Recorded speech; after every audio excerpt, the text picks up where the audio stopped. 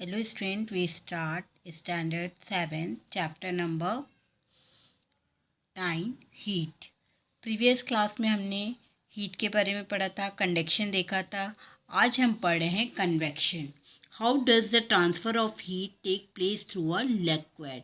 कैसे heat transfer होती है थ्रू अ लिक्विड. इसके लिए हमको apparatus चाहिए हैं. A beaker, potassium permanganate crystal, a burner and water. क्या क्या लेना है हमको? एक beaker, potassium permanganate crystal, a burner and water. Procedure है, एक टेक सम वाटर. बीकर में हम कुछ वाटर लेंगे. ये देखिए यहाँ पे पूरा प्रोसीजर आपको दिखाया गया है. Take a some water of a beaker. Heat the beaker slowly on a gas burner. Drop a few crystal of potassium permanganate into the water. How was the water in the beaker? Carefully. What do you see? आपको एक water से भरा हुआ beaker लेना है. उसमें कुछ crystal potassium permanganate के डालने हैं और उसको गर्म करना है. हम देखते हैं कि जैसे ही हम you will see streams of water going upward and coming back to the bottom due to the potassium permanganate. These magenta colored streams can be identified easily. हम देखते हैं कि जैसे ही आपने वाटर पानी को गर्म किया वो ऊपर से नीचे की ओर जाने लगता है. और पोटेशियम परमैंगनेट का जो मैजेंटा कलर रहता है, इससे आपको ये क्लियरली आइडेंटिफाई होता है कि किस तरह से ये मैजेंटा कलर अपवर्ड से डाउनवर्ड की ओर जाता है.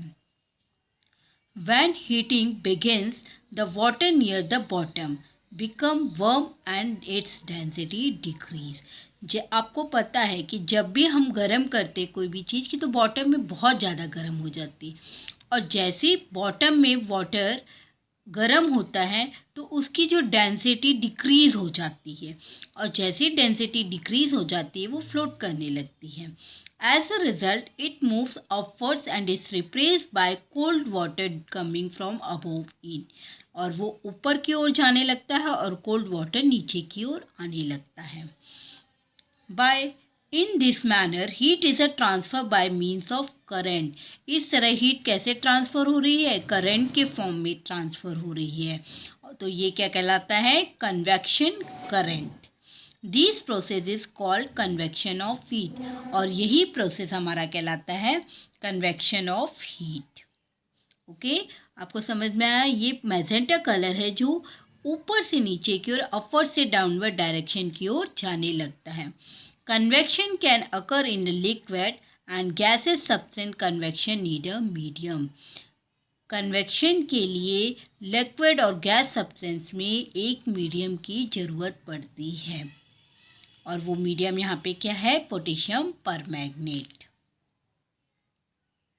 नेक्स्ट एग्जांपल है a test tube, a piece of ice, wire gauze, a burner, a candle. ये हम चीज़ें लेंगे और हल्का सा इसको स्लैंट में रख के गर्म करेंगे. Take some water in a test tube, wrap a piece of ice in a wire gauze and drop it in the test tube.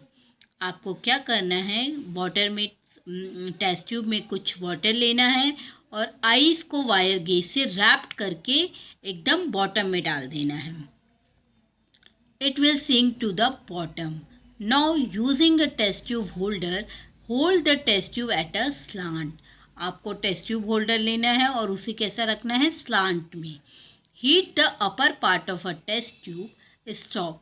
अब आपको क्या करना है कि इसको स्लांट में रख के हीट की इस पार्ट को ही बहुत ज़्यादा बॉईल करना है. और आप देखेंगे जैसे ही वो बॉईल होने लगे आप हीट का स्टॉप कर दीजिए. Observe the piece of ice at the bottom. आप देखेंगे कि जो ये आइस है वो वैसे के वैसे ही रहेगा.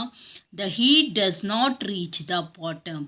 क्योंकि जो हीट है वो बॉटम तक नहीं पहुंच पाती है. How does this happen? ये क्यों होता है? क्योंकि जो डेंसिटी है वाटर की वो डिक्रीज होती है ड्यू टू हीटिंग. और वो ऊपर की ओर ही रहती है, वो नीचे नहीं आ पाती है. आपने अभी तक हमेशा अपन या बॉटम से गर्म करते थे, लेकिन हमने यहाँ पे टॉप पे गर्म किया है, जिसके कारण इस प्रोसेस में कन्वेक्शन नहीं हो पाता. हीट का ट्रांसफ़र नहीं हो पाता है, वो हीट उतने ही प्रोसेस तक रह पाती है। ओके, नेक्स्ट हम पढ़ रहे हैं radiation procedure. Light a candle and stand it upright. Hold your hands on its two sides at the some distance from the candle. Candle को आपको गर्म करना है और दोनों साइड्स में सम डिस्टेंस पे उसको अपने हाथों को रखना है। तो आप देखते हैं कि आपको थोड़ा सा वर्म जैसा गर्म महसूस होता है। Have you warmed yourself near a bonfire और in the morning sun in the winter. हम देखते हैं कि ठंड के दिनों में बोन फायर जलाते हैं और हम अपने हाथों को करते हैं, या मॉर्निंग सन में हम विंटर के सीज़न में अपने हाथों को रब करते हैं। The sun is a millions of kilometer away from us. ये सन तो हमारे से कितना दूर है, किलोमीटर ऑफ दूर। There is a no air between the sun and the earth is small. तो एयर, जो सन और अर्थ के बीच में कुछ भी एयर नहीं है। Earth's atmosphere is only a thin layer of air close to the earth. एक पतली सी एयर की लेयर है जो अर्थ के पास में है। तो how does the heat of the sun reach us. तो हम तक सन की हीट कैसे पहुंचती है। ये हीट ट्रांसफ़र होती है absence of any medium. Heat के ट्रांसफ़र के लिए उसको कोई भी मीडियम की ज़रूरत नहीं पड़ती है। The transfer of the heat take place in this way. और वो अपने आप अपने एक वे की तरह हमको मिल जाती है विदाउट अ मीडियम। ये कहलाता है radiation. In two example above heat reaches as a mainly by radiation. ये हमारे दो एग्जाम्पल हैं कि हीट हमको डायरेक्ट मिलती है without radiation, and bone fire में जब हम अपने हाथों को सामने रखते हैं तब भी कोई मीडियम नहीं होता और हीट हमको मिलती है। अ वंडर ऑफ साइंस, एक साइंस का वंडर है। Radiation of a heat take place from many object in nature such as a trees, mountain, stone and rose. Radiation है के लिए बहुत सारे ऑब्जेक्ट हैं जैसे trees, mountains, stones and roads. A camera has been developed which uses this radiation. कैमरे का बहुत अच्छा यूज़ किया गया है इस रेडिएशन के through to make our surrounding visible at night is called infrared camera using the camera. हम रात के समय भी कैमरे से यूज़ कर लेते हैं। It is a possible to keep a watch on the movement of enemy during the night. और ये पॉसिबल है कि हम रात के समय भी किसी को भी वॉच कर सकते हैं using this camera. When heat ray fall on an object, a part of the heat is observe by the object and part of it is a reflected. जो हीट की रे है कोई भी ऑब्जेक्ट से पास होके रिफ्लेक्ट होती है और हमें दिखाई देती है। The ability of the substance to observe heat radiation depends on its color and also its intrinsic property.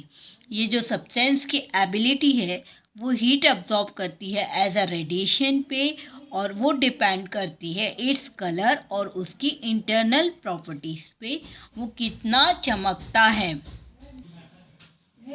Apparatus: 2 aluminum tins of the same size, 2 small glass, water, thermometer, black paint.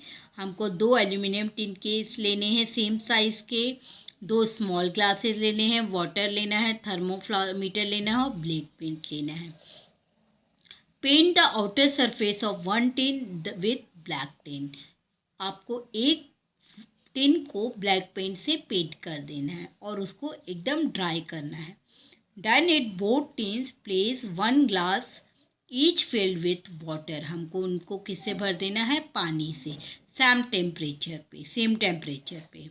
Cover the tins with lid, हमको उनको किसी lid से cover कर देना है।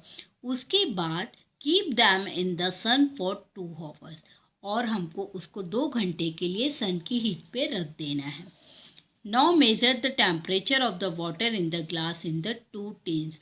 उसके बाद जब हम टेम्परेचर मेज़र करते हैं उन ग्लास का, तो हम देखते हैं कि जो ब्लैक पेंट वाला ग्लास का वाटर है वो कुछ ज़्यादा गर्म है और जो नॉर्मल ग्लास है उसका जो वाटर है वो कम गर्म होता है। ऐसा इसलिए होता है कि जो ब्लैक पेंट है वो हीट को ज़्यादा ऑब्जर्व करता है, हीट का ज़्यादा रेडिएशन करता है, जिससे पानी जल्दी गर्म हो जाता है। ओके,